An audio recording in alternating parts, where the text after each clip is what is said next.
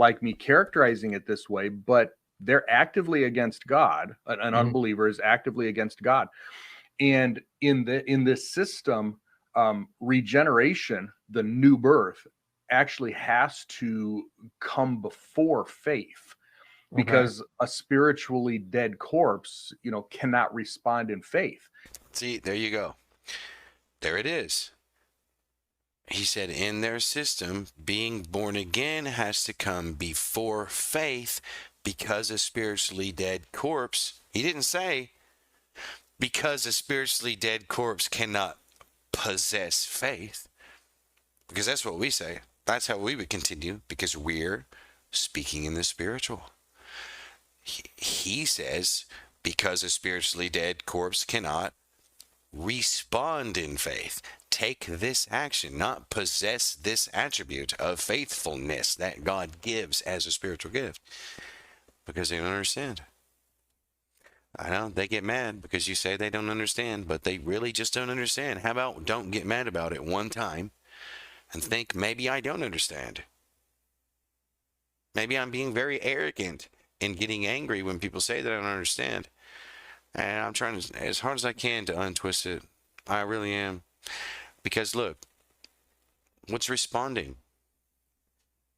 Where does the Bible say that respond to God? Respond to God in faith is the gospel. Like, that's the manner of salvation. That's God's plan of salvation.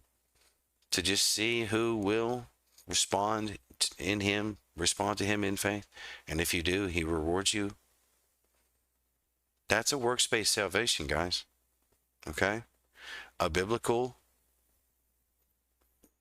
view of salvation is not that responding to God is unto salvation. All right? The blood of Christ propitiates God's wrath over your sin, and Jesus literally actively frees you from the penalty and enslavement to sin. Makes you alive in Christ, raises you together with him to be seated in the heavenly places. If you're in Christ, there's a spiritual aspect of your being that is quite literally sitting with Christ right now on the throne, in the same way that he is sitting in you right now in your chair. You just can't experience it because you're a linear being, right? You can't, it's not like you can change your perspective in a spiritual realm and see from your position in Christ. But if you're aware of it,